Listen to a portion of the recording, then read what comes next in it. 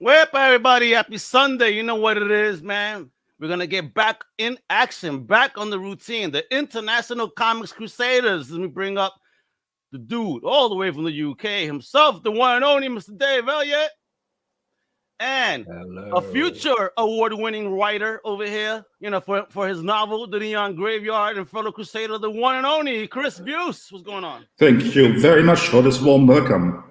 Yeah, brother, I can't wait to everybody read that book and start Yes, handing you out please. some prizes, You know, I got credited by. Give me a I second. went on Goodreads. You know the Goodreads site, and I said, well, basically, please credit me. I'm a writer. And they said, what have you written? And I linked to my book, and after 4 minutes, I was credited as a writer. That's how easy it goes. So I'm now a credited writer on Goodreads. You can find me there too. Obviously, I am. Most definitely a writer, Chris. Yeah. I'm knee deep in my second book. Look for it this summer. Yeah. Well, hopefully we'll be joined shortly by Dr. Grez Beesden. Yes, our latest member to complete the Fabulous Four. And you see, the way Almeida wears the headset now, that is going to be the trend of the future. You need to wear it like this. I'm going to do this with these. Yeah, it's very difficult. Yeah, I also got the glasses on. They were just sort of. But the man looks the side like that. Deep in thought. He looks like a beast. He is ready to roll. I can tell. Oh, he's ready to rumble. He's probably on eBay trying to complete his Conan collection. I was about Conan #1. Barry Smith. Oh man, that was good comics. Talking about good comics, we want to talk about comics today. Do we have to? I think so. Yeah. We can talk about classical music. Wait. Well, what did you? All right. News update. Dr. G's coming. He just had the incorrect link. That's all it was. So he's sometimes right now. That sometimes happens. Hopefully, he's not coming on too strong. Oh, hey, there he is. He lost technology, didn't have the code. Yeah, he was lost in the interwebs and now found his way back home. He was still on Betamax. He didn't have the right VHS code. Here we go. Yeah, my browser didn't support. No, I had the wrong code. Hi, guys. Hi. Hello. Hey, brother, how are you doing? Doing pretty good. Fantastic. Yo, here we are, man. So I want to start talking this topic because it can't be as long as our normal show today. Hey. Wouldn't we have some Shazam here today? Wouldn't we have some Captain Marvel coming in today? Yeah, because we got to talk about it. We have to talk about it, right? So, Marvel has that story, Timeless, right? And in the last page of that Timeless, they dropped the bomb on us. Finally, we've been talking about this. When the hell is Marvel going to bring in, however they're going to use Marvel Man, Miracle Man, whatever they're going to call him, the Man of Miracles. So my prediction is that they will. But it's going. My prediction is that they will eventually call him Captain Marvel.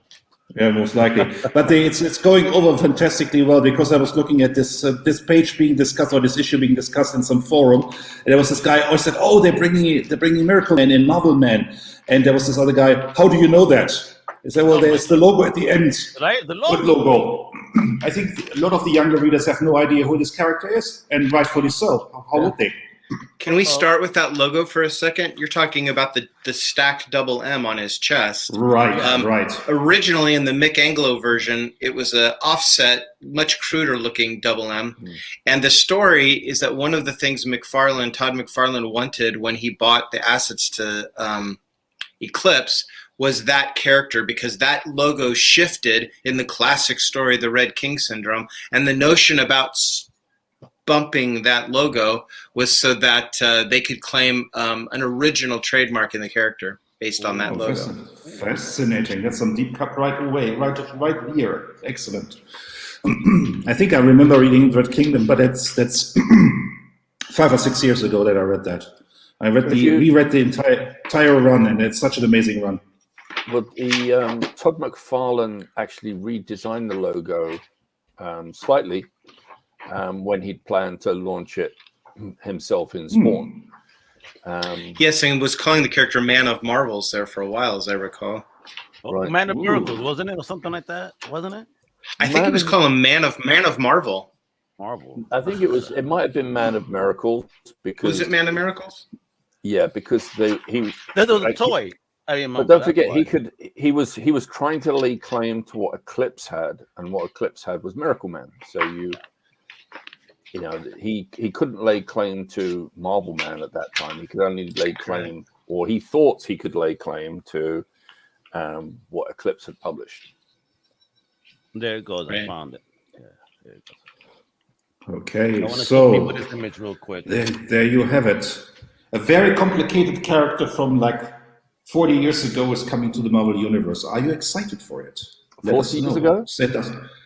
Well, a few years ago when they purchased Marvel Man, I suggested that one of their goals through their multiverse would be to somehow tie Marvel Man into Captain Marvel himself at the time. Yeah, maybe as a source of the powers, maybe. Based on this whole way he goes when you switch, kind of maybe Matrixy too. A lot of the cosmic elements of Marvel Man, Miracle Man would fit well in sort of the galaxy outside the cosmic Marvel universe. If you think about it, the Warp Smiths were based on the Green Lantern Corps.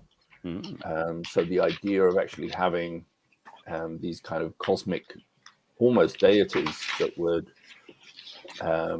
acting as peacekeepers throughout the galaxy. Which makes me want to ask you a particular question. I was under the impression Alan Moore created the Quiz and the Warp Smiths with, was it Gary Leach? Yep. My understanding is that they were sort of loaned to the Miracle Man universe so Alan could use them in the story, but that they were considered an independent property. Is that not true? They were originally, yes. And that was one of the reasons that Marvel were delayed in doing anything with Miracle Man Marvel when they got it, because they thought they had everything, and then they realized that they don't own a lot of the supporting cast, especially the Warp Smiths. That's very fascinating. And the Warp Smiths had already been broken off as part of a potential deal when, because Gary Leach and myself were actually going to do a series of Warp Smith comics. That's right. Well, this was going to be after, like, we originally, when we were we were the opposing, the other side to the Marvel side that was trying to get Marvel Man, so we could republish Alan's stories, rework some of that material, do new stories, and the Warp Smiths was going to be its own title, treated very much separately from Marvel Man, Miracle Man. Because I know that Kat and Dean at Eclipse had talked about the fact that it was a delicate issue, that there couldn't be any expansion stories featuring the Quiz, especially as they decided to keep going with the character. So, well, I believe there was. I don't know if this is a spoiler. I don't know if he's still going to do this, but I think at one point Neil wanted to kill off some Warp Smiths, and he was told, like, nope, can't touch them. Wow. Yeah, because they do play toward the end of the first arc, trying to reclaim the technology. What's interesting to me, just as a small anecdote, is that Alan Moore introduced Marvel Man into the Marvel universe when he worked on Captain Britain, and I think this was 1982. If you give me a second, I can find the reference. But he worked an image of Marvel Man into one of his stories about the alternative, about the multiverse in the Captain Britain. Well, we should also mention that. Okay, good, Dave. Go ahead. Well, the only thing I want to I think right now, I think particularly at this particular time, when Alan was working on both Marvel Man and Captain Britain, I think, just I know it's so easy to just say Alan Moore worked in this. At the time, Alan Moore was working on Marvel Man and Captain Britain with Alan Davis, who is a very accomplished storyteller and writer in his own right. And that is why Marvel Man was so strong, because both Gary Leach and Alan Davis were very good storytellers in their own right. So Alan was collaborating on Marvel Man. He didn't, it's not his creation. So when people talk about what Alan Moore did with this, Alan Moore did with that, yes, later on, maybe more so, maybe he took more and more control, maybe he didn't. I don't know. I mean, I've only spoken to John Toppelman a couple of times, and I don't know what their collaboration process was, but you know, Alan collaborated with Steve Bissett on John Toppelman with Swamp Thing, and took ideas from them, input from them, storylines. He collaborated. We talked about Constantine. We talked about the creation of Constantine, but also the idea of trading places and going into this other dimension. I mean, if you look at what Roy Thomas did with Captain Marvel, the American the Marvel Captain Marvel, where he went into Marvel, the negative, let's say. Yeah, exactly. The Captain Marvel, where Rick Jones went into the negative zone and vice versa. I mean, this is very much an influence on whatever Moore later did. I mean, they traded places, and he went into this other dimension. I mean, this is very much where Moore got it raises the question of what happens to Shazam himself. You know, there's an idea that there's this notion of displacement that Roy Thomas worked on, that Alan Moore continued. It's not necessarily canonical to Captain Marvel Shazam. The idea there is that there's a magical formula, there's a magical wish where Billy is somewhat transposed into his, Right. No, sorry, his that was ideal. For Josh talking about Excalibur there.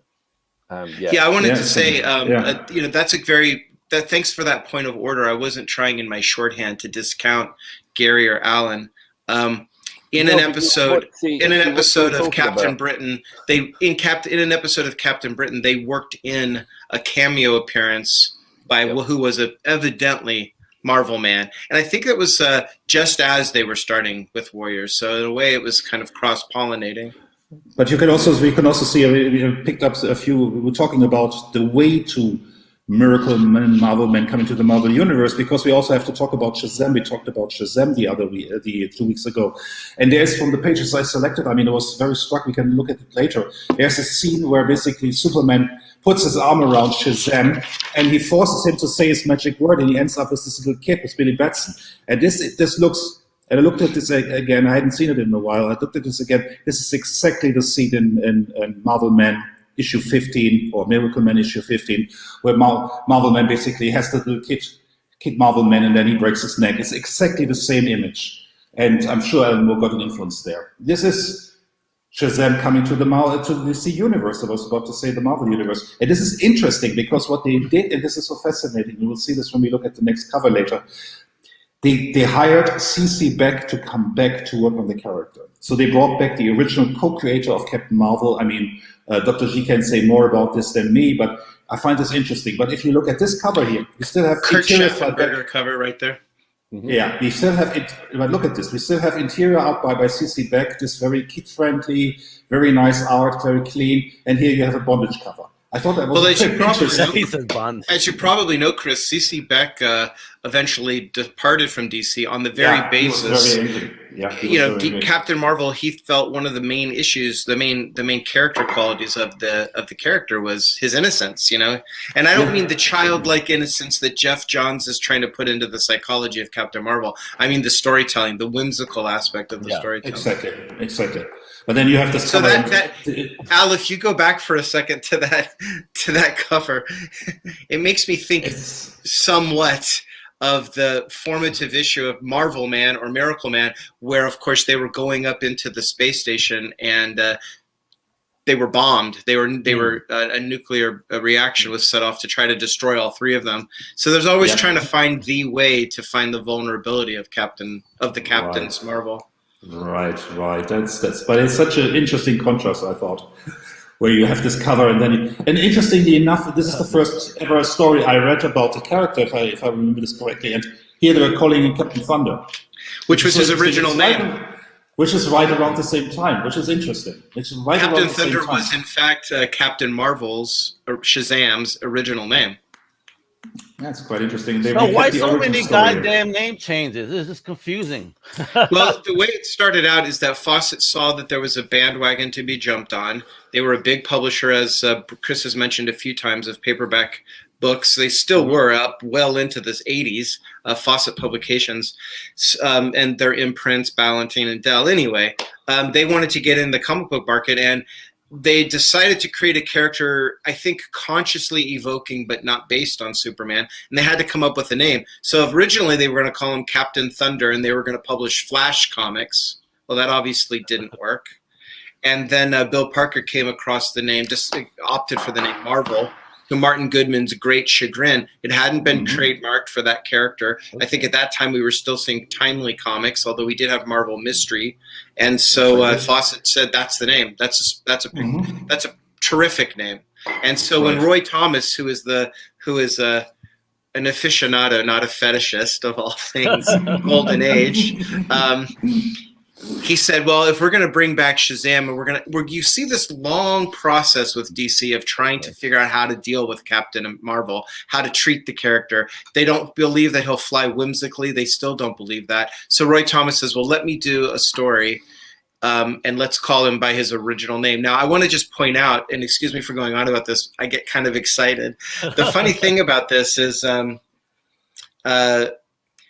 there's an idea in the subterranean publication history mythos of DC Comics that Superman is deathly afraid of the influence and the power of Captain Marvel, and you continually see these characters pitted against each other in a way to perhaps show Superman triumphant, or maybe to assuage his guilt for trying his part in destroying one of the greatest success characters in pop comics history.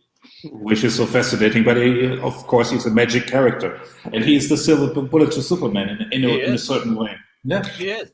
And fascinatingly enough, he's dressed in red, right? You know, so he's like he is on some level the opposite of Superman in terms of his treatment. My favorite episode ever was the Justice League episode, the Timverse ones, when it was Shazam versus Superman, and you saw how of a dick Superman is. I was like, yes, Shazam beat his ass. He is so smug. And what's Superman's great Achilles heel with Captain Marvel isn't the slugfest. They're pretty well matched. Although I would say that Captain Marvel flew right off the bat. Superman didn't originally fly. The big nemesis for Superman when it comes to fighting Captain Marvel, aside from his greater popularity, is all Captain Marvel ever has to do is pull out the failsafe of his magic word, and Superman is vulnerable to magic. Yes, that's true. That's true. Fascinating. Let's go to the next one. One could say all his powers were from magic. Yes, and there you have the first page, and what's so interesting about this issue is that whenever they go to Billy Batson, they try to recreate a little bit of this CC Beck art. They make it kid friendly. He looks a little bit more like a child, and he's from a different Earth clearly, and they make him look like he's from a different Earth. So I think this is interesting. I love the title of this particular story because that, of course, is the tagline on the very first issue of Wiz Comics. Not often seen in the reprints of it, but in the very first issue of Wiz. And look at this. What's this? Shaboom. This looks so much like Miracle Man issue 50. All he needs to do now is snap his neck and then be done with it. Oh, Chris, are you talking about the one where Miracle Man's in the park and he meets the young boy? Where he kills Billy, the kid. Oh, when he kills Billy. Yeah. And this is exactly that scene. Yeah, that's where the next snap came from. Zack Snyder. Another thing I always think of when it comes to the connection between Alan Moore and all of this stuff, again, with all respect to Alan Davis and Gary Leach, whose work was. I have to tell you guys, I got out of comics. I was done with comics out of high school. I said, I'm done. I'm finished. This is kid stuff. Who cares? And in college, someone had done as their master project in the business department. They put on a little Comic-Con at San Francisco, and everybody in the news. I was working in the journalism department. Everybody's like, oh no, what are we going to do about this? It's a really big event. Who cares? And I said, well, I know a little bit about comics. I'll go cover this. And I went down to that convention, and the first two things I saw were Love and Rockets #4 and Miracle Man #1. And I was like, I am stuck.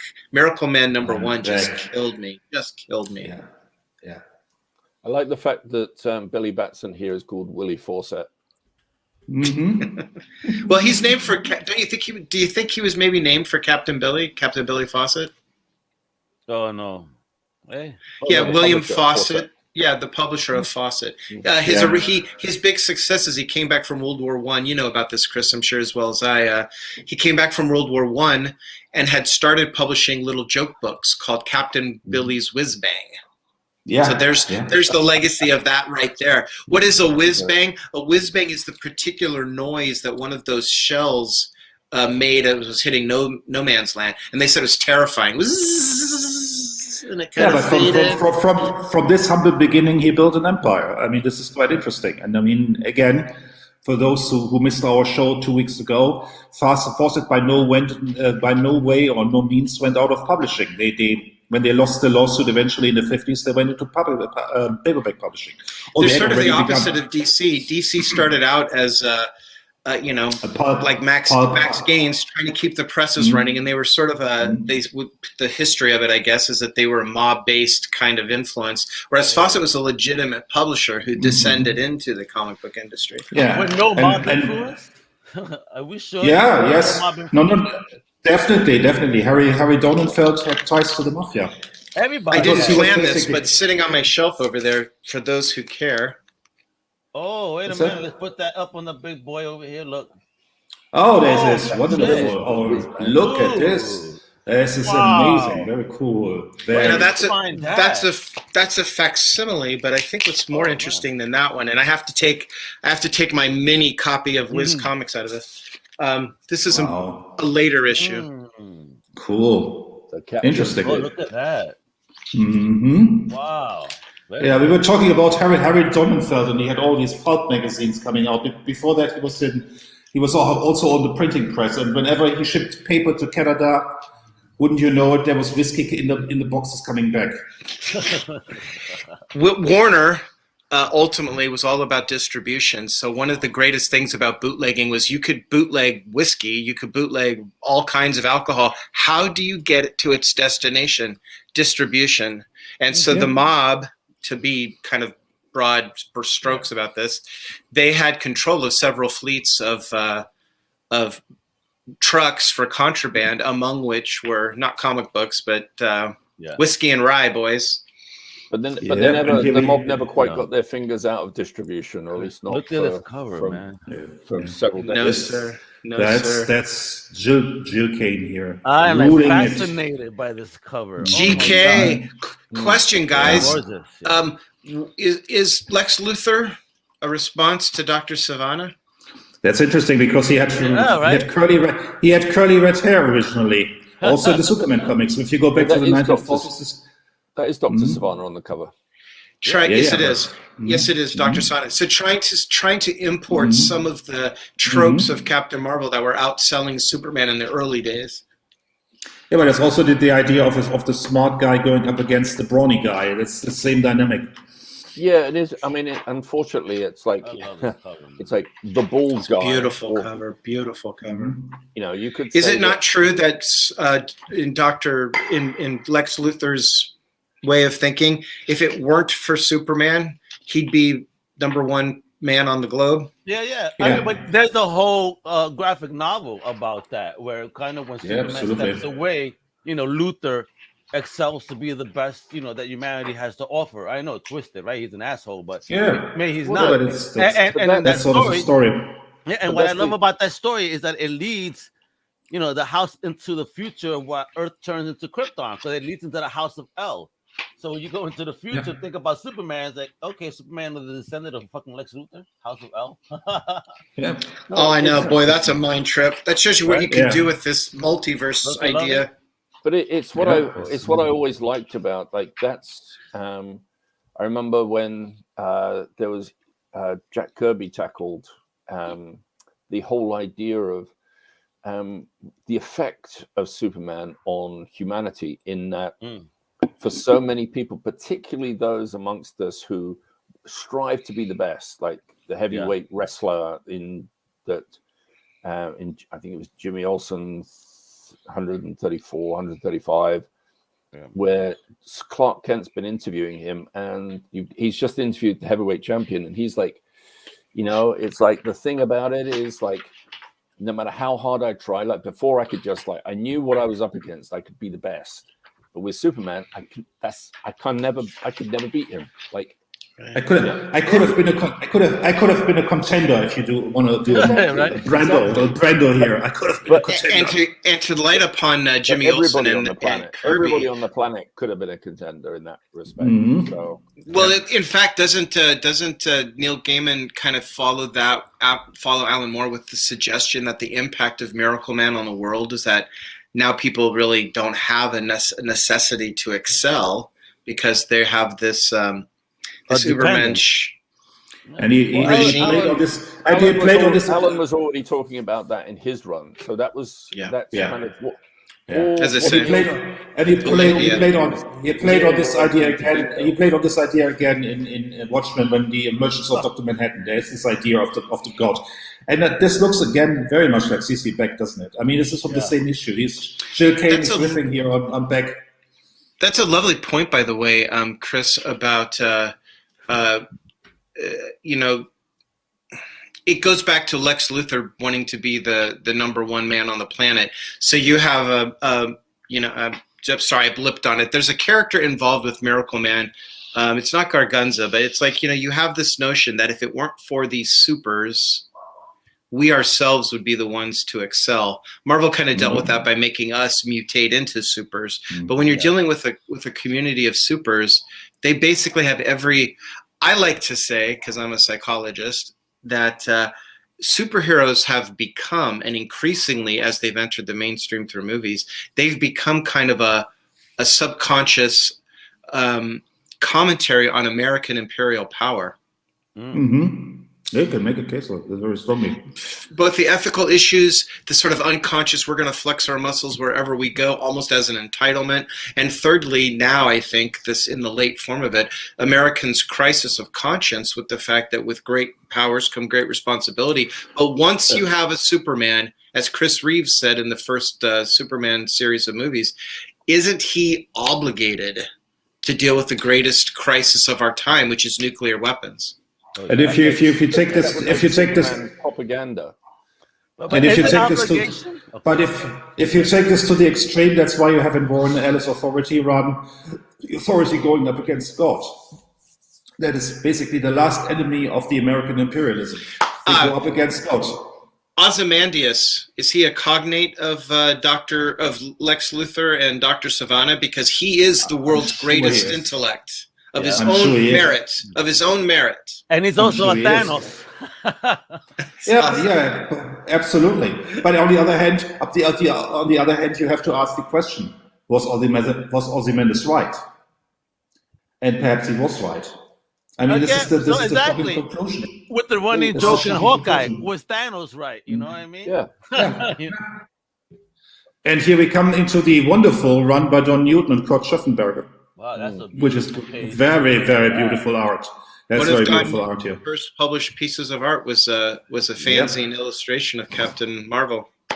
I hesitate to call him Captain Marvel now because that's who when I say Captain Marvel, this is who I mean. Marvel is we confuse people, but now there's also a Captain Marvel, in Marvel. But if you look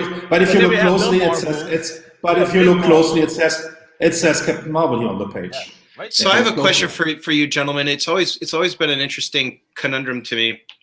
So Marvel of the Kree, as I call them, lands on Earth, and we're all a bunch of and joint. Yep. And maybe it's because he landed in the United States. I don't know, but we can't understand that this guy's name is Marvel, so we instantly start calling him Captain Marvel. I've always thought, isn't that because, in at least in the American culture, there's this residual memory, as represented by Gomer Pyle shouting Shazam, there's this residual memory of Captain Marvel who seems to have disappeared. And so we see someone like Marvel and we instantly think, oh, Captain Marvel. But where is that in the configuration of the universe? Was he a comic book? Was he a TV show? What is it that they remember of him? Yeah. Because they don't see Marvel and go, oh, your name is Marvel. They go, oh, thank you, Marvel. Now that's, that sort of that kind of reflexive ignorance, but it's also a reflection of this long memory of the character. Yeah. It's very much. It's very much. I just smoked that. Oh, you got me thinking too much. We want to steal DC's trademark, and it's it's comic book shorthand. It's like, but there's also this. I know you're looking for in continuity storylines, but the reality is when you're writing something, you want to establish something, and a name has to be done in like 2 panels. And Americans, and unfortunately, and it's not just Americans, but a lot of people just, they're lazy. They hear something and it sounds not quite well. Right. Go, you know what? Since I'm Puerto Rican, I'm not going to take offense. Thank you, Al. What's really crazy is that this ties to my book actually, is that the man who brought America to the moon is actually a man called Marvel. Because the rocket fuel that was used in Apollo was developed by a man called Dr. Jack Parsons, whose birth name was Marvel Parsons. Rabbit hole warning, rabbit hole warning, rabbit hole warning. That's awesome, Chris. There you go. Right, where the hell did you get this Jack stuff? Parsons also blew himself up.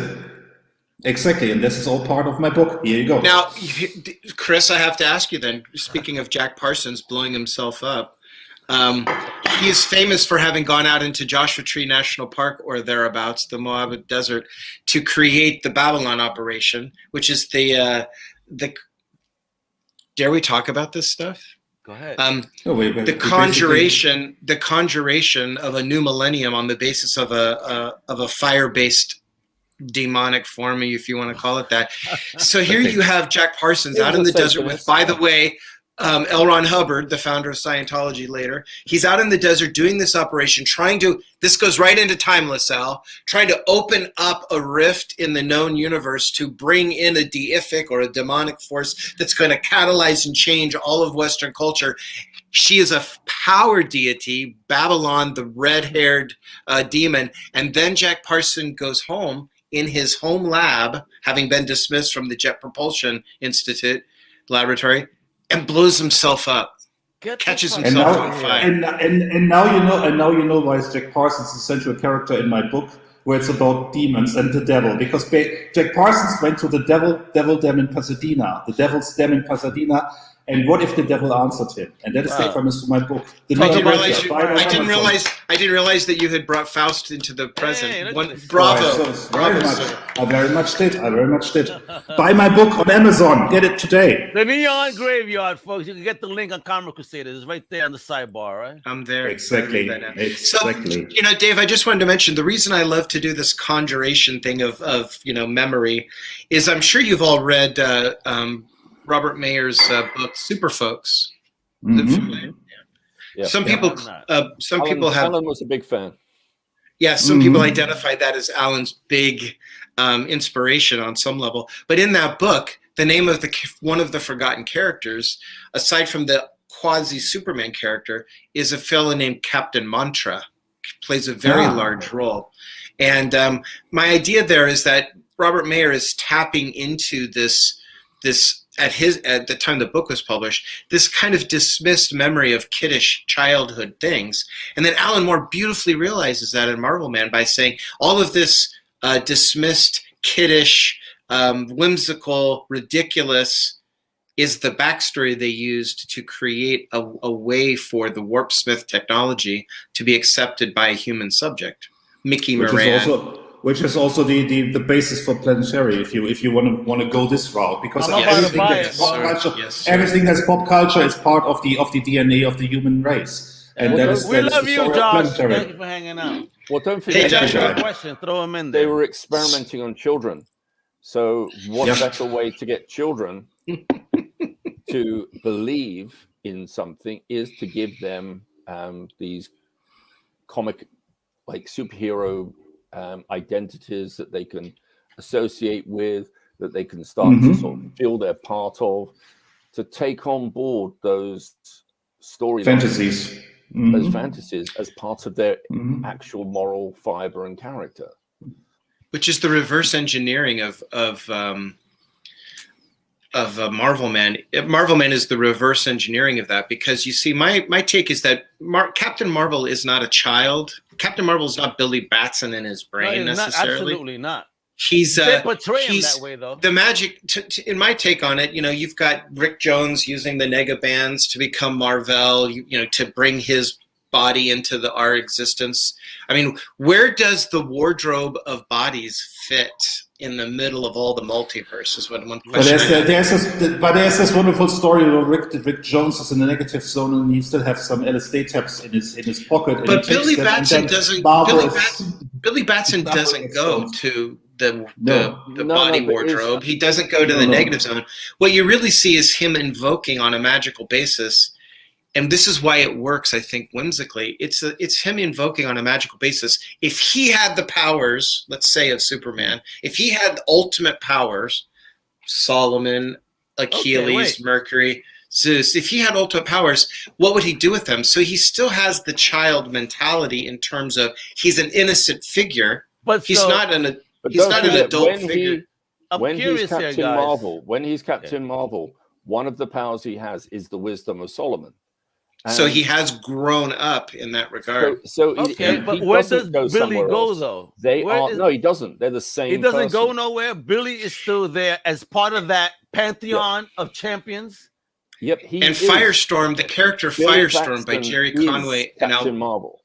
Correct, but he's not a cynical, matured Superman character. He's Billy Batson's ideal of the ultimate powerful being, and so he retains that freshness and that innocence, if you want to call it that, of intention. That's why he doesn't kill anybody. That's why he always looks at Savannah and dismisses Savannah as kind of a joke. And this is the subversion of Alan Moore, because he makes Billy Moran this bitter old guy in his 40s. This is what I'm trying to understand. See, that's the difference, right? Because as opposed to Miracle Man, when he transforms, the other body goes elsewhere. So Billy being part still the body, but not the mind. But the mind. Well, Al Milgrom and Jerry Conway dealt with this very wonderfully with the character Firestorm, which is another transposing character. I love that. Yep. But they have shared consciousness. They're both present. Yeah, and they need to be both to function. That's so interesting. That's what Marvel's Captain Marvel had. Because when Marvel and Rick Jones shared, I love Firestorm, by it was they were in each other's heads the whole time. Right. Yeah. Right. So it was kind of almost like Marvel stole Captain Marvel, but then DC thought, well, we're going to steal that idea that you came up with for Captain Marvel. And who was the agent of that theft, Dave? What? Roy Thomas. Roy Thomas. Bless his heart. Bless his heart. That was Roy Thomas.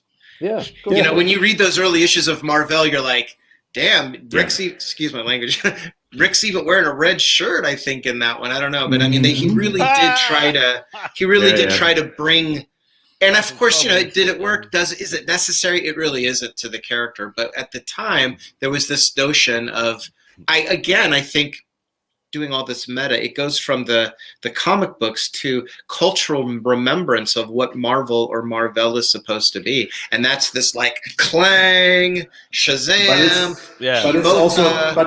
But this also shows us the limitations of certain writers, because I love Roy Thomas to pieces, but he was really playing this old sandbox in a metafictional way, and then you have Jim Starlin, who goes into a completely different direction and brings the character to the cosmos, and it's much more interesting. And to Thanos. I think, definitely. Yeah, there you go. And what you see there is also that part of comics, and I think we touched on this in the last podcast and things like that about where the industry is and things like that. But you have to remember that comics, unlike most publishing companies, they don't have people that have grown up in publishing. They have people who've grown up in comics and reading comics. Right. So fandom became professionals, but part of them stayed fans, which is I believe one of the reasons why comics is kind of aren't accessible so much, or at least Marvel and DC comics aren't so accessible now, because they have grown up with their the fans have become the creators, and they don't want to retread the stories they read before. They want to build up. They want to keep building and keep building. Okay, I'm sorry. I just want to get off track for a second. I just want to get off track just for 1 second for Joshua. Firestorm is very interesting. I agree. This is why I got upset. I mean, right? He's a hothead, right? Wouldn't it have been perfect to have him be a Puerto Rican half? If you don't mind my saying, I haven't done the research. Joshua, maybe you could do this research for us. In the first 5 issues of Firestorm, I'm convinced somewhere you will find I think that came before it did. It was in the 70s. If you look at the first issue of Miracle Man, where he's flying through the air going, "I'm back," I seem to recall that it evokes the origin of Firestorm, because I think Alan was very aware of that as a character. I don't know for a fact. Maybe you could speak to that, Dave. Also talking about changing times, we're in the 70s, late 70s, and if you, as old as the 4 of us, maybe Alan's a little bit younger, but the other 3 remember, what were the late 70s all about? Orange, brown, and sexiness. And so this we're getting Captain Marvel, we're getting Captain Marvel here all of a sudden getting very sexy here and steamy. This is the 70s. This is the TV show. We had ISIS and the Shazam Hour. Everything is here now very sexy. And so, Al, if you don't mind going back to that image, I just wanted to say, do you see, like, here's Captain Marvel grasping Billy Batson by the scruff of his neck, but he looks as though he's transposed into a different reality. What's the story here, Chris? Is he being conjured? No, well, the woman here obviously is a mystical creature, and she's weaving her spell, and she's more or less out-magicking Shazam here with her sexiness, and look here, you don't need to be that boy anymore. You can be a man now. It's quite interesting. It's quite racy. It's very interesting how racy DC got in the 70s. It's quite interesting.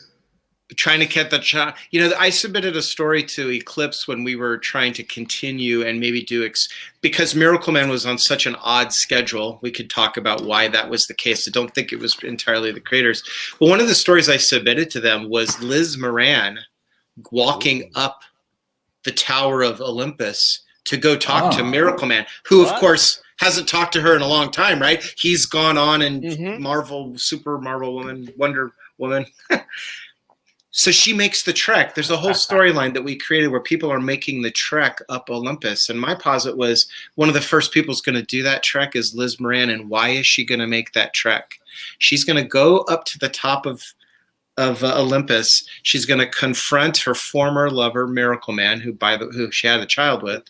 And she's going to say to him, "Listen, King of the world, gotcha. Give me back Mikey. Give me back Mick." And he goes, "What are you talking about?" And he goes, she says to him, "You have the means to transpose these bodies to enter the wardrobe. You don't need Mickey Moran. Take him out of the wardrobe and give him to me." And isn't it the kicker that Mickey killed himself because he felt not enough of a man? But wait, what what does she want Mickey in anybody's body, or was she going to pick somebody that maybe was a little bit more healthy? Well, Alan talks about this. I think you triggered this, Chris, by talking about the sex. When Liz goes out into the field with transposed Mickey and he's showing her all of her powers, she's of course smitten. She's in the presence of Apollo, definitely. And of course they eventually have the baby Winter. But having gone through this dispensation of a whole new world, she kind of comes back to reality and asks herself, what's my life, and where's my husband? Where's my actual husband? Mickey's been asleep for all these years. You say suicide, in effect, but what he said was, I'm going to cede my space to Miracle Man, Marvel Man. Exactly. And what am I going to do? I'm going to go into hibernation. Exactly. He leaves, basically. That's but it's metaphorical. You're missing the point. It's the same person who's. Exactly. I would actually posit that by this point, Marvel Man is schizophrenic. So you actually have Mike Moran, because Mike Moran acknowledges that he isn't as sexy. He realizes that when he's Mike Moran, his thoughts are a little bit more cloudy. He's not quite so sharp as when he's Marvel. So, do you believe he was also dealing with mental health issues in this comic book early on? Yeah, I do. I yeah, think definitely. And there's also still eye candy look at for us guy. while we're talking about her. Yeah, oh, absolutely. where you get that? Look at that. This is just photographed out of a fanzine, but this is, Dave talked earlier about John Toddleman. This is John Toddleman's pencils. Woo! Yeah. Oh, I posted an early pencil of Miracle Woman also one time, and it's amazing. It's just amazing. He's just an amazing artist. But it's also the idea. There's also the idea of. Oh, there you go. The man himself smoking a blunt too, a joint. The man himself. Definitely. Oh, he looks very young there. But the idea is also when we arrive on Mount Olympus. It's not a perfect paradise. It's a broken paradise, and that's the message of Alan Moore, basically, to say don't trust your new gods. He's not a god. Well, I mean, he's still a god, though. I mean, Yeah, with well, that yeah, type but of he power has- and aspect. I mean, to us puny but humans, he has that's a god. human brain. He's got a human brain. Yes. Yeah. Well, but I was don't going to we ask you always- that, Dave. Dave, do you think on some level, you mentioned Miracle Man as being, and excuse me for calling him that, as a schizophrenic character. Do you see him having achieved that exalted position of benevolent dictator, clearly, and yet he still has Mickey's consciousness? There's a great scene where, and I think this is Alan talking to his own politics. Is that great scene where once Kid Marvel Man's dead, they decide they're basically going to take over the world, and he goes to see the world leaders and he's telling them what he's going to do, and Margaret Thatcher tries interrupting, and he shuts her down, and Margaret Thatcher suddenly becomes just within moments a shadow of her former self. She knows her basically her spirit has been crushed. And Marvel Woman says to him, or Miracle Woman says to him, like, that was really rude. You really, like, you could have done that. You could have done that differently. You could have actually, you didn't need to be so harsh. And at that, he watches her being led out, Margaret Thatcher being led out the room, needing someone to escort her. And he realizes then that he says, I can't hate her, whereas he did before. Mm-hmm. And Alan Moore had great animus toward Margaret Thatcher. Well, everybody did. Obviously. I danced when she died, so, and I'll raise a glass on every anniversary of her death. So, Chris, is this the Lex Luthor syndrome written again? Margaret Thatcher is the ruler of the British Isles, and yet Miracle Man says, "You know what? I don't think any." I don't think so. It was Margaret Thatcher bald. Well,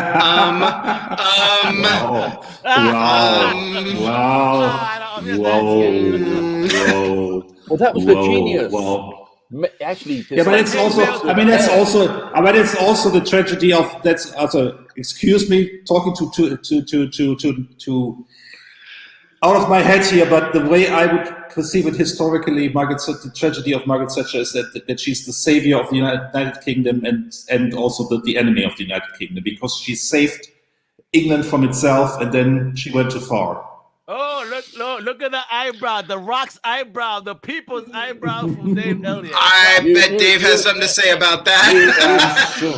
I'm sure. You clearly never lived here or spent any time here while Margaret Thatcher was in power. Yeah, but was it better in the 70s before Margaret Thatcher took office? Was it better? Ouch. Ouch. Yeah, probably. Actually, do you know what? It was. Really? Honestly. Yeah, it was. And to be honest, anybody now, if you could go back to the 1970s and have a do-over without Margaret Thatcher, I think a lot of people will go like, hell yes. Okay, I'll double down on that one, Dave. If we could go back to 1980, we certainly had to have someone other than Jimmy Carter, but Ronald Reagan, holy shit! Yeah, you're totally right. So you're killing me, brother. I think it's mostly accepted now. I mean, there's been some evidence out there, and some of the papers from the White House that have been released over the decades. But we kind of do now have to accept that Ronald Reagan was working with the Iranians to keep the hostages in prison until after that has been confirmed. That has been released on they were released on August. Yeah, if you don't mind my saying, that was, gentlemen, tip of the iceberg. Oh, and interestingly enough, to tie this back into Miracle Man, at Eclipse, we were publishing political scandal trading cards. We published a book called Drug Wars, which was at Eclipse, where what we were doing. I think I sent you some of those images, Al. Yeah. We're gonna share them. No, we're gonna do a Dr. G show, guys, because you guys have no idea. The idea being that what we were trying to do at Eclipse with that stuff is to reveal to people, well, it comes back to Brought to Light, the great lost Alan Moore, Bill Sienkiewicz collaboration, published by Eclipse. Warner Publishing pulled out at the last minute. Dave, I don't know if you're familiar with it. I sent Al some pages. I'd love to dig that up at some point and we could talk about. Brought to Light was Alan Moore's take on the Iran-Contra affair as it ran to deeper issues of what we were calling at the time the shadow government of the United States. I think it would be, I personally would wish that, I think right now would be a wonderful time for Alan Moore to decide and get together with Bill and say, Bill, let's George Lucas the hell out of Brought to Light, because there's information that he didn't have privy to that he could now incorporate into that. I mean, because the war on crime was basically the cover so that they could sell drugs to raise money to buy arms. The war on drugs, yeah. So what was happening is, I'm not sure if it was the FBI or the CIA, but basically on behest of Ronald Reagan, train cars were being left in the trains in the train yards in Los Angeles, with no locks on it, filled with drugs and weapons. So that people could just go in there and just take them, and that's what started the drug wars. So Ronald Reagan here's an interesting piece of it. Literally started the drug wars. To some degree. I mean, that's a deep subject. The thing that I'll just say about all of this is there's a photograph of Donald Rumsfeld. Do you guys remember that guy? Yeah. Donald Rumsfeld. Continuity of government. I mean, he started with before Reagan. Nixon. He started with Nixon. Yes, this is what I mean by the tip of the iceberg. But Rumsfeld is seen carrying a Bible in the presence of the Ayatollah Khomeini, talking to them about what's going to happen before the 1980 election to preclude Carter from getting the hostages released, which probably might have saved his presidency. Exactly. There are so many backroom deals. That's a deep subject. I can trace that subject and through the names of some of those characters. I probably shouldn't say this on an international feed, right? You can trace this at least back to JFK's assassination. I would suggest probably at least further back to the actual organization of the CIA from the remnants of the post-war OSS. But, here we're going to start talking about the Galen organization, Chris. Yep. Here we're going to start talking about what happened with MI6. I mean, what we're looking at here is the desire to sustain or create an international regimen that would not be susceptible to another world war. And at that point, you go right back to Mickey Moran sitting on the top of Olympus going, I think I know what's going to work here. And the rest of you, Margaret, Lex, Dr. Savannah, Dr. Gargunza, you guys are irrelevant now. Although I will have to say in that instance, when I think of Gargunza, I have to really applaud Neil Gaiman for, what issue is it? Issue 17 or 18 of Miracle Man, where he had Gargunza in his isolation start to reproduce himself. Isn't talking that about a Jack Kirby story from that was sick. Sickos. Alarming Tales #1. But isn't it also ultimately a power fantasy of an impotent man to have this character, Marvel Man, to become this godlike character? Isn't that the irony behind all of that? We're not going to talk about Trump, are we? No, we're talking about Alan Moore. Well, one of the things that was discussed before Marvel actually got the rights to Marvel Man was, and when we were talking to Alan Moore and Steve Moore, because we knew Alan Moore didn't want anything, other than his goodwill to publish and do a motion picture. That was his only involvement. We were going to do a backup strip to the Marvel Man book that was simply called The Shed, and it was the name for the bunker where all the experiments took place. And the freak show or whatever, the ghost show, spook show. Well, that's spook show. That's Dr. G. Where you had Big Ben. I want to know something, Dr. G. I see you keep taking sips from this cup, and I haven't seen you get up yet. So, do you say Shazam and it refills automatically?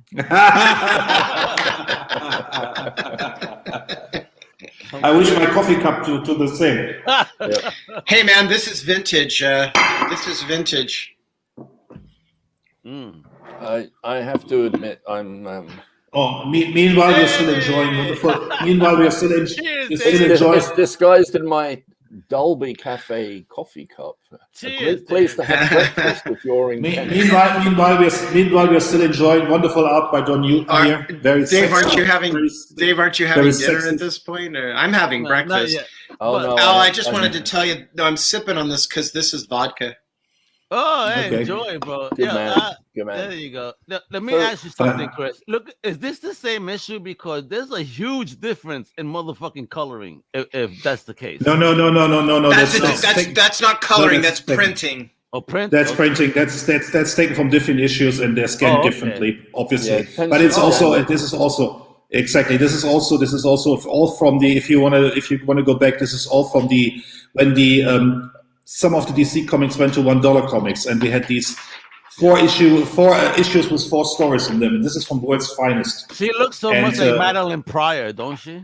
Exactly, very much so. And this is a very, very great run. Oh, look at the big I'm one. gonna throw this up here. This is for you, Chris, because you're talking about CC Beck, Kurt Schaffenberger, who was one of the assistants for Fawcett and CC Beck. He kind of took over Captain Marvel when CC Beck left.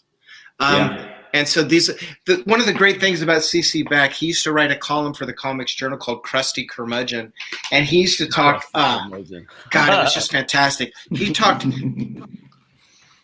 Bill Parker created Captain Marvel, so to speak, but CC Beck was obviously very decisive in that character visually, but I think also in terms of plots. And I felt like CC Beck sort of embodied.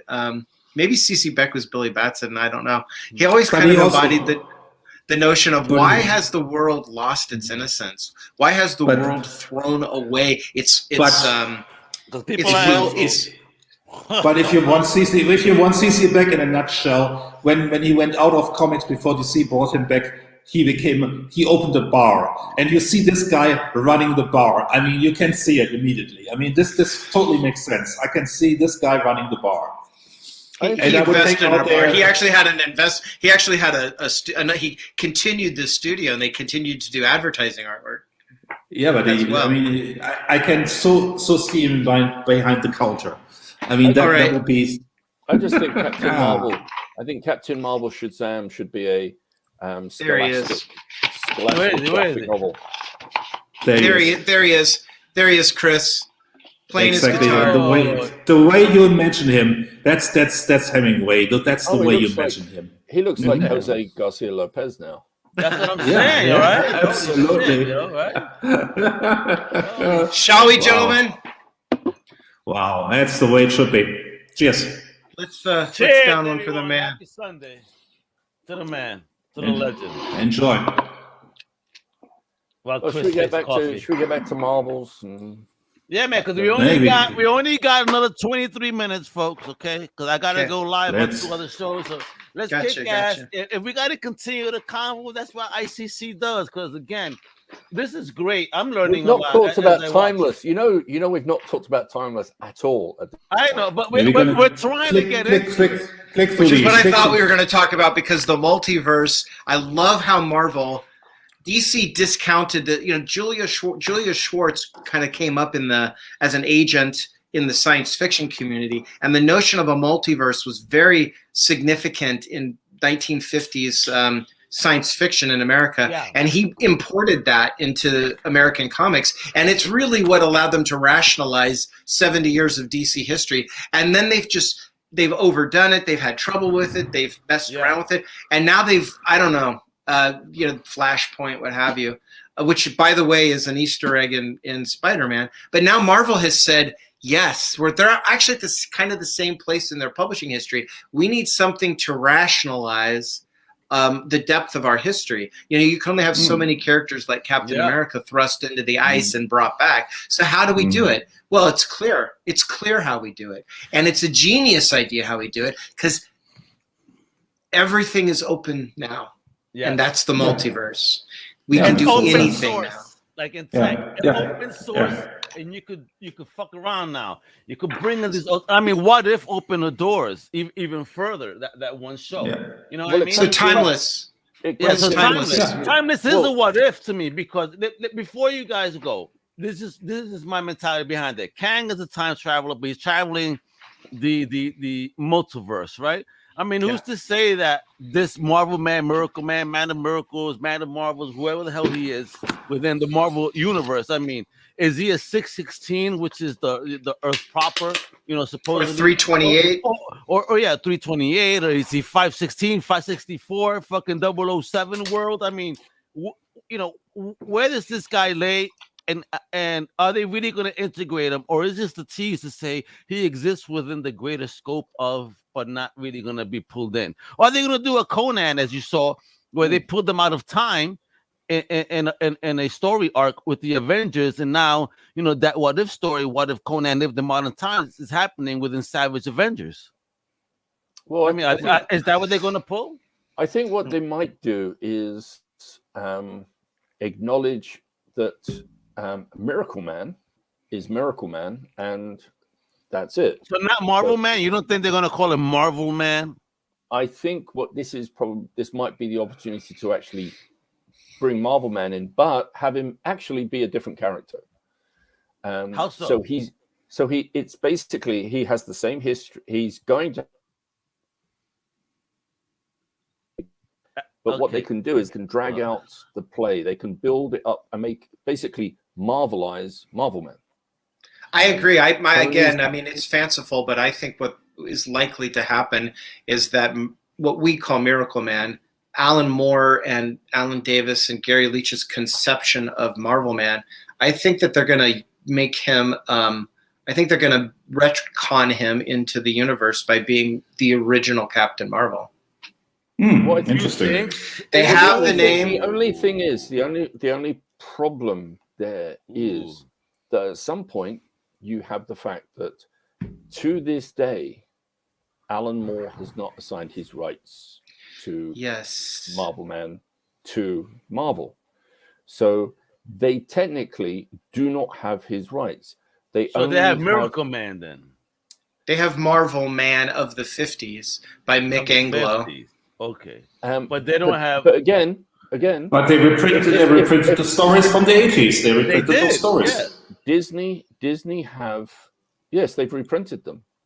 Now, one of the reasons they could do that was the person that had basically conned Mick Anglo into backing him on his trying to get his rights back, which he didn't actually have, was by offering him some money. Said, look, we'll give you some money if this works. 70,000, as I heard it. And they used Mick Anglo to play Alan Moore. And Alan Moore, who kind of washed his hands of Marvel Man anyway, was the person. You have to remember that Neil Gaiman had vested most of those rights in terms of talking with all the involved parties.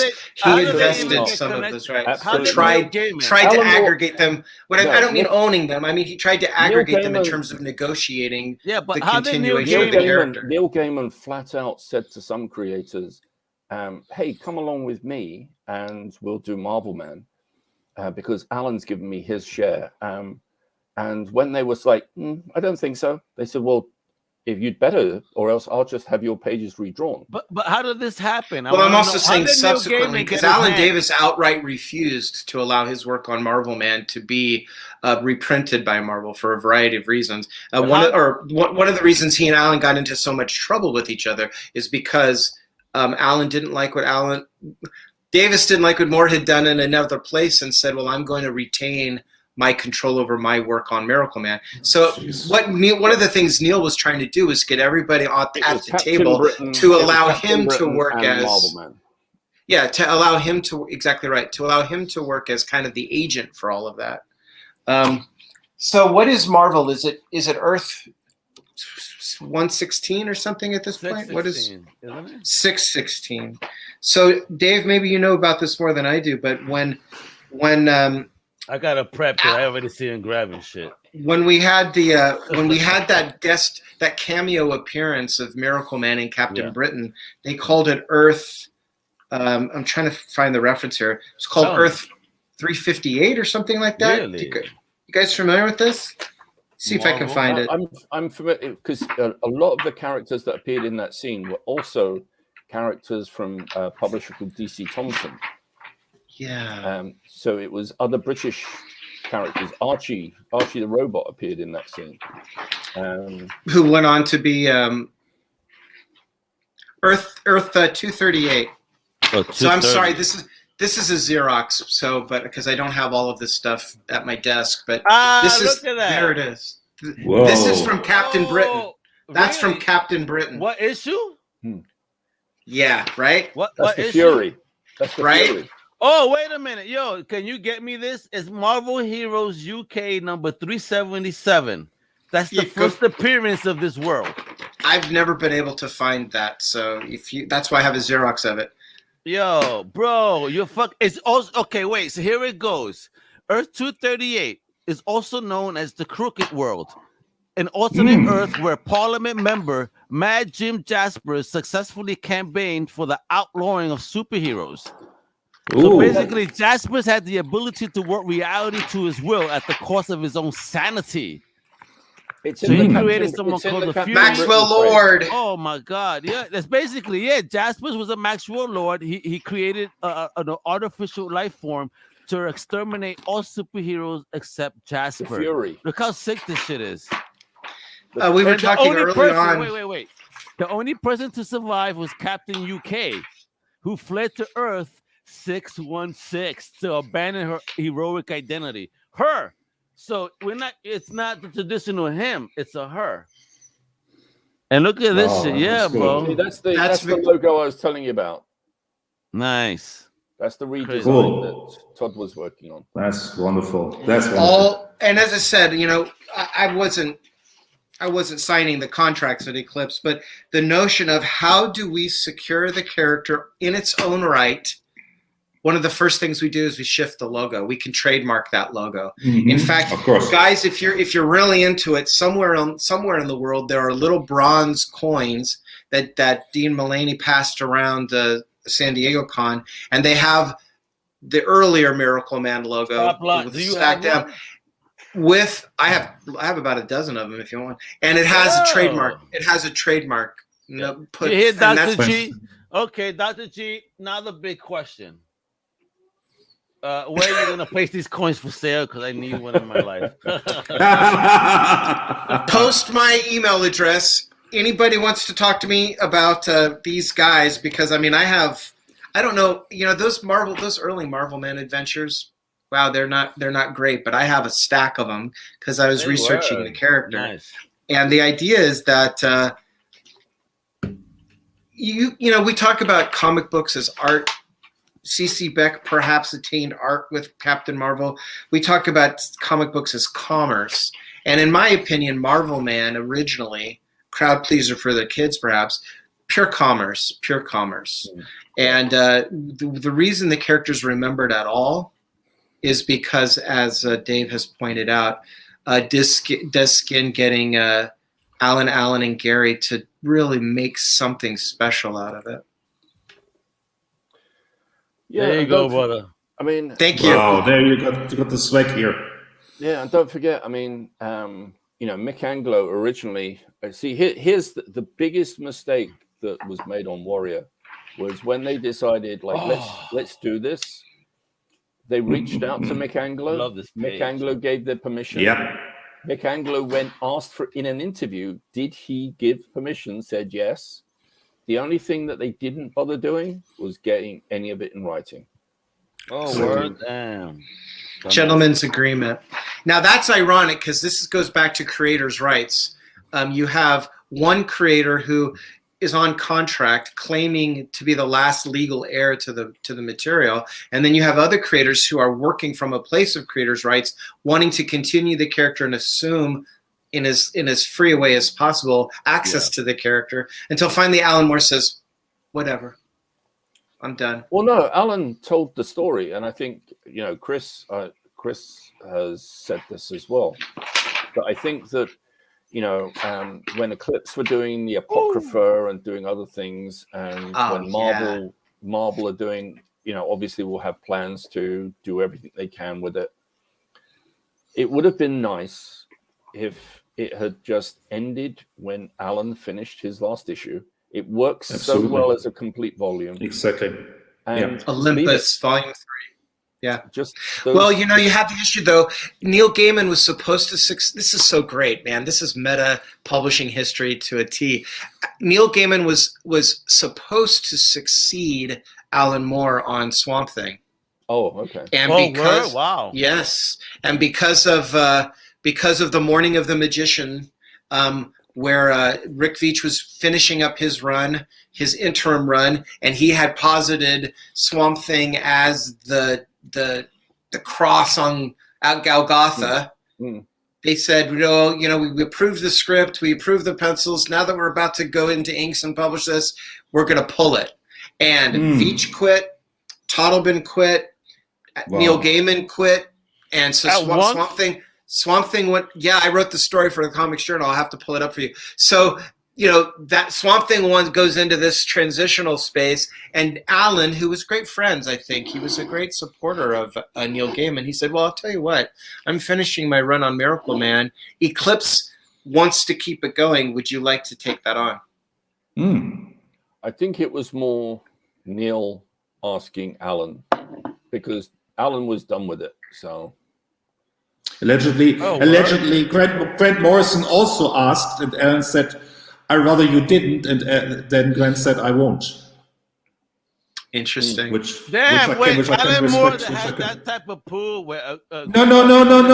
Had nothing to do with pull. Right. According to Grant, according to his book Super Gods, which is a fantastic read, he went to Alan. He was asked to write this issue 17, and he said, "Well, I will only do it if Alan is okay with it." And he asked Alan, and Alan said, "No, I'd rather you didn't." And then Grant pulled out, and Neil came in. Wow. That's the way Grant tells the story. Is it true? I don't know. Well, Eclipse owned 51% of the rights. Des would be the good person to talk to about this, Des Skin. But Eclipse had the American rights, 51% or whatever, and wanted to continue the character and took great pains to continue the character, as we can discuss at some point. The problem with all of that, of course, is that it was a controlling interest for continuing publication, but it wasn't a controlling interest in the work itself. And that's why we have this big brouhaha with McFarlane and Neil trying to, if not vest the rights, at least become the agent for the interested parties through his Miracles and Marvels LLC partnership. So here I love all these images, Chris, because this is DC has this psychological trauma about Captain Marvel, and they're always trying to make him be second banana to Superman. Yeah, there's also the scene where Superman almost kills him, and he feels shitty about it, and then he comes back to life more or less. I have to Which is the sort of the story. I have to quickly point out that top panel. For everyone that complains about women being drawn with those anatomy where they twist around in right, look at that. like Captain Marvel, his back has to have broken in that pose. Yeah, I mean, right? He has no spine apparently. He has the agility of Achilles. He has the agility of Achilles. He's magic. Maybe the flexibility of Aphrodite. So, guys, I can't resist. You know me. I love all of this stuff. So I can't resist. Here's my big question for today: Kang the Conqueror. Yeah. The time-traveling villain of the Marvel Universe. What an excellent follow-up to Thanos. In the course of the metaverse, could we make an argument that Kang the Conqueror could be, in some version of reality, the doppelganger of Degaton? There you go. Oh, here you go. See, I thought you had to go with the astrophysicist. Gargunza? See, in the strip we were going to do called The Shed, we were going to, when Gargunza came on board to the project, he wasn't in charge. It wasn't started by him. That's right. So when you see in that opening episode where Marvel Man's given the powers by the astrophysicist, here's your, you have now got these powers, blah blah blah. The likeness of that wizard in the dream is the guy who's actually in charge. Is the guy who's actually in charge of the initial operation, who Gargunza later arranges to be killed. He has an accident, and Gargunza then takes over. Sir Archer, the leader of the spook show. Is that who you're talking about? No. He's no. There's scientist. There's a scientist. Oh yes. That sounds horrible. The spook show. That just sounds so bad. Yeah. It's so CIA. It's so CIA. But look at also what Buckler and Giordano do here. Once again, they try to draw Billy Batson like CC Beck, and it's kind of jarring. I think it's all in the eyes. That's what they're trying to do. It's jarring because to go back to that cover where you had Savannah. But then if you look at Mary Marvel, she looks very much like a woman from the 70s. Well, no, if you look at it, you've got them trying to do CC Beck, but at the same time they're trying to do Neil Adams. Well, they're trying to make Captain Marvel. They're trying to make Captain Marvel realistic, quote unquote. No, but if you look at his face, that you can tell they're trying to get CC Beck's likeness. The eyebrows, especially. Yeah, but if you look at Superman, they're very much pushing for a Neil Adams. That's very Neil Adams. So also, her face is also. Yeah, they're trying to make him realistic. I think they've had a continual problem with Shazam. I don't think DC has ever really caught the proper tone of Shazam. Earth S for Susio.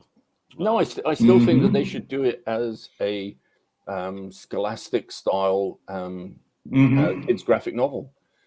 And just play it. It's aim it to that young, basically the same age group that's reading Captain Underpants, or maybe just slightly older than Captain Underpants. Well, it comes back to a very interesting issue, which was raised last time, guys, with this whole notion of Spider-Man, great power, great responsibility. Superman is a very particular expression of that power. And we have seen so many planetary deals with it. Miracle Man, boy, obviously deals with the implication of the character. You don't see DC understanding that Captain Marvel, I'm talking about the original, is a different conception of that kind of power. And it's a child's wish fulfillment conception of that power. And Billy Batson doesn't want to go get rid of nuclear weapons, or he doesn't want to rule the world. He wants to bring fairness, kindness, and he has the power to enforce it, but he doesn't have the will or the interest in enforcing his personal authority. And I think that's a crucial... Kid at heart. He wants to know who farts the loudest in the world, not deal with political issues. You know what I mean? Well, he wouldn't be thinking about the world. For a kid, he'd be thinking about his neighborhood to start with, and he would slowly discover the greater world. But most kids his age... And you know what? He would be the greatest protector of ice cream trucks all over America. In his neighborhood, anyway. If Savannah would just stop distracting him with his world-beating powers. Captain Marvel, Billy Batson does think about the world because Savannah requires him to. Yeah. But you notice in most of those episodes, Billy Batson doesn't look at Savannah as something that needs to be destroyed. He looks at someone who maybe needs to be reformed, incarcerated so that he's not continuing with his plans. But he doesn't really take superhero. He doesn't really take Savannah seriously as a threat because he knows he can always take him down. But that's wrong too. Just take him down, period. So that way you don't got to deal with this headache anymore. But that's the Joker. That's the Joker Batman dilemma in a nutshell. Yeah, why didn't Batman take out the Joker at every opportunity, knowing that what he that motherfucking neck a long time ago? No, but that's the fault of comics, when the comics that were created in the 30s, 40s, and 50s, where it's all clear cut, you're good, you're bad, whatever. You know, the Red Skull always black and white with no gray. Exactly. But it was, you know, that simplistic, and Captain Marvel exemplified that, but it was a whimsy to it and like fantasy to it that I think actually played to why it was probably more popular than Superman. I agree. You had a talking tiger in it. You know, it was fun. You had the Lieutenants Marvel. What's not to like? Yeah. I think one of the real fallacies, if you want to look at it from an artistic or a mythic standpoint, is that, you know, it's continuity. It never ends. There's no, you know, Alan Moore proposed to DC that they do a series called The Twilight of the Gods, where you deal with some of the, you retrofit the notion of Batman goes on forever. I mean, at some point, Batman started in 1939. How the hell old is Bruce Wayne at this point? Once again, you evoke the metaphor, the metaverse. You know what? He's as old as Betty White right now, and you know, and he's hardly even making it. I don't know. With the beating he took, Betty White should have out-survived Batman, but Batman's still going. Because of the commercial component to that. There's many ways to attack that. Elseworlds, alternate realities, and that's genius, because of course you have to meet that commercial issue. But how does one address the continuity of character when literally, and this is why it's hard to deal with the implications of superheroes, except in a venue like Miracle Man or Marvel Man, there's no end to the story. Yep. There's no consequence. But Marvel just want to turn Marvel Man into the Century. And yes, they'll, bro. It can be a hot selling book for a couple of years, but after a couple of years, after he's appeared in every single title, crossed over with every single character, started to pop up in the odd film and TV show, all of a sudden it's like, you know, they'll be thinking about ways to try and reboot him again. I think the great irony of the cinema of the Marvel Cinematic Universe, which I have found to be splendid in terms of cinema and storytelling, and of course as a fan, I think what's ironic, a lovely irony to the Marvel Cinematic Universe, is that you are confronted with the mortality of your actors, and it makes you have to rethink how you're going to present the characters in continuity. They've already done it with Black Widow. They've had to bring in her successor. Yeah. Is the next Iron Man going to be Tony Stark? It's very fascinating to me. No, well, the effect we're that this will in necessarily have. Yeah, they're bringing Riri Williams. So yeah, we're bringing Riri through the MCU. We already see a replacement for Hawkeye in Cape via the Hawkeye show. You're going to see that in the comics now. That's all. You've already been seeing that in the comics. Like, we've been seeing it, and I mean, that's what I mean. It's a great irony because it makes this periodic publication, which is just go on. Yeah. Go, okay, let's deal with the implications of characters maturing, coming to the end of the. They should have done this shit years ago. I mean, you know, DC had it early on in the multiverse, when you had Batman and Catwoman and that other Earth, and they gave birth to the Huntress and all this shit. Oh, yeah, Paul Levitz. You know what I mean? Yeah, nice job, Paul. Good shit back then. You know, you had stories, and then you take this all away. You want to keep rebooting. Bro, listen, now Marvel is doing this within the movies. Just accept it in the comics, too. I mean, I'm tired of seeing Bruce. We should have had a new Batman. But again, that's the irony of the backwash of having a cinematic universe where your characters aren't about who can draw them. Now your characters are about who can act them. Yes. And the actors they move on. You know, they have other things to do. I mean, unfortunately, like look at Chadwick Boseman. Everybody's like, "Oh, replace him." You've replaced so many different actors, but it's tough to replace somebody like that. That there's such an ill performance, and the way he passed too. I mean, we see in the dude that did an amazing film, but he was going through major pain. How inspiring is that? It's funny. It was at the time I was very, I was with everybody else. Like, hey, do you know what? Let's just move on. Like, we'll create, have a new Black Panther. T'Challa's dead, but I've been seeing a lot of comments from people who, you know, there isn't enough, you know, T'Challa as Black Panther has never really got to have his time. Yeah, me too, Josh. And me too. I love the Dick Grayson as Batman. Absolutely. Nice, Joshua. And that's a natural progression of the character. Yeah, absolutely. What does Robin ultimately do? He does what he was raised to do. And you have to have Dick be the adult in this dynamic, and Damien is the shithead, and it's perfect. It's a perfect dynamic. I love that run. Yeah, who better to have a Robin than the original Robin? Exactly. And especially dealing with a Dickie version of himself. It's like, bro, I'm not gonna deal with this millennial child. I'm about to give him like us Puerto Ricans call a cocotazo, which is like a head nugget. Stop it. I wonder who at DC would have. I'm the goddamn Batman. Well, you know, I'm really curious. It's the same question of James Bond. Who's going to be James Bond now? We're not going to have another James Bond. How can you not have another James Bond? I mean, that's absolutely. You can have another 007 if that's what you want to do, but you're talking about something else now.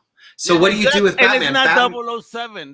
There's no James. I mean, make it that a 008 and give us another counter. Like, you know, what do you think? What do you think got him back to do another James Bond film? Daniel Craig than other to be promised, "Hey, we're going to kill your James Bond off. You get to go. That was amazing. Yeah, no one's going to follow. So now they have their you know, James Bond is back. It's not all one universe. This isn't all one continuity. It's an agency, motherfucker. Oh my God! Here we go again. Timeless and the multiverse, because it's the skeleton key to all of this. Yes. Now, the other thing you can do is you can go back to James Bond, having gone through all of Ian Fleming's books, and you can find interstitial stories and bring in a new James Bond. Absolutely. But I'm going to Puerto Rican James Bond. Here I go. I'll mega James Mega. I would like to see Miles Morales, Al. Miles Morales. I can't wait to see more of that.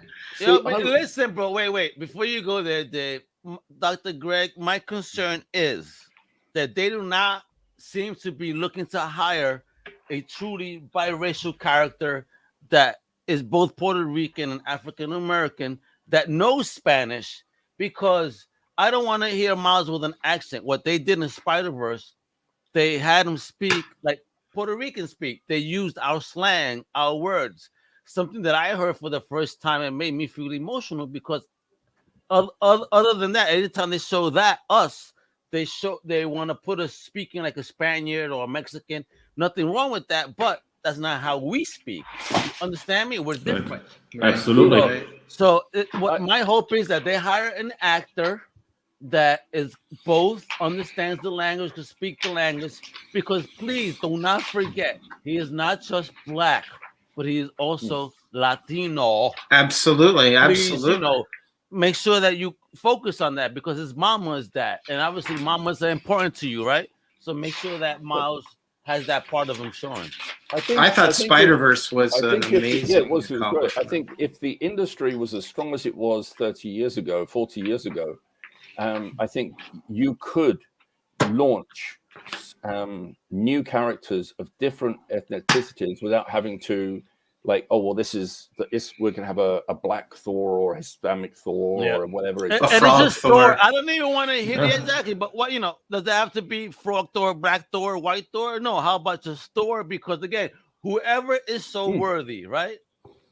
I guess it takes me back to the idea of Joni Mitchell going, oh, you think I'm the greatest female lyricist? Fuck you, excuse my language.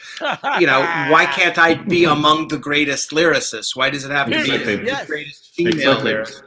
But why does it have to be Thor at all? Why can't you just like? unfortunately, the industry isn't strong enough. Honestly, it's not that Marvel and DC aren't strong enough to actually be able to launch.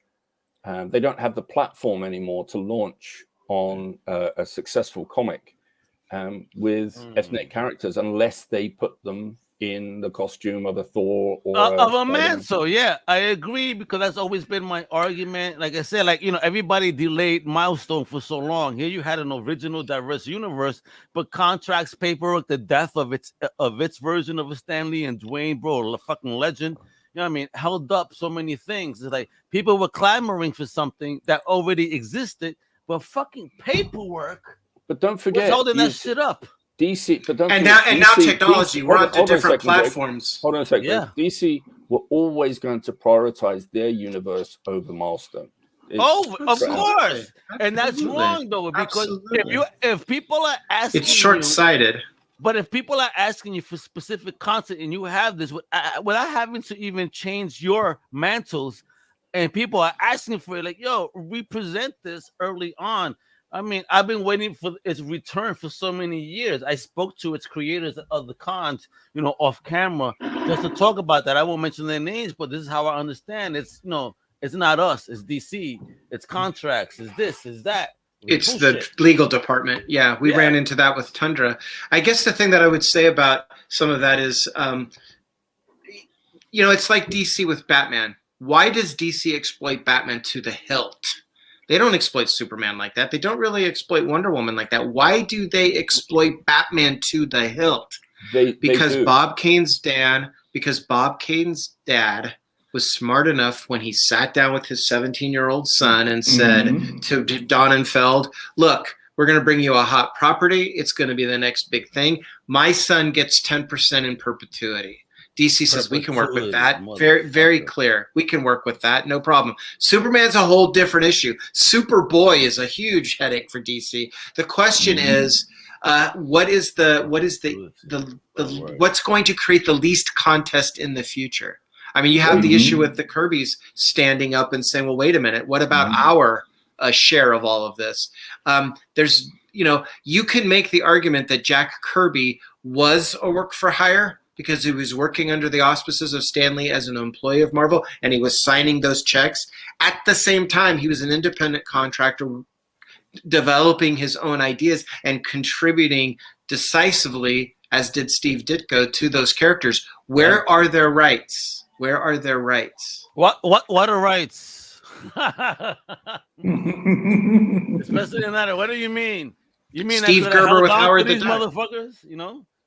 That's what's sad. Again, you know, we live in a great era where people are educated now and understand the value of IP, and it's so sad that these individuals, like every single name you've mentioned, didn't have that. I mean, they weren't savvy enough, or they were abused because of savvy motherfuckers. You know what I mean? Don't forget, it's so sad.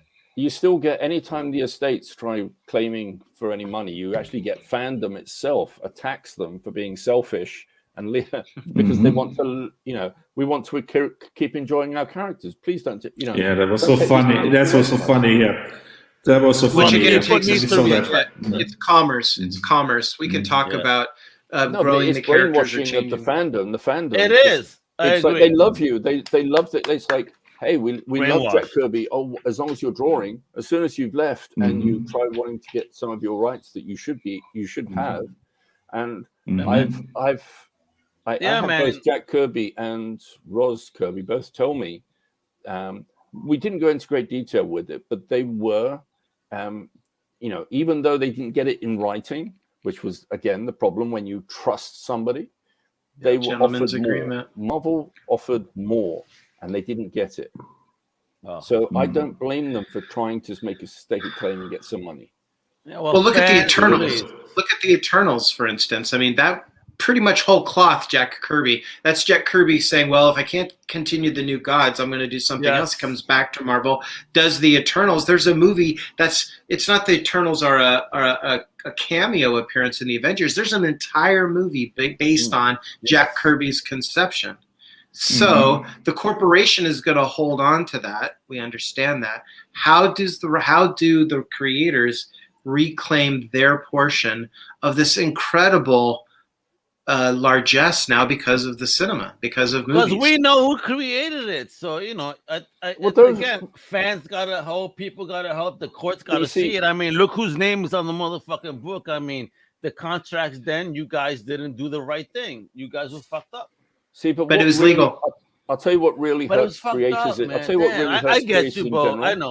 I know. It's gangster, Greg. I'm a New Yorker. I know. It's just gangster moves, but I would never work that way. Al, what truly hurts creators is when they sell them to Marvel and DC, or they produce them to Marvel and DC, and Marvel and DC never let them go. And the problem is we've reached now, there's no room to let new titles in.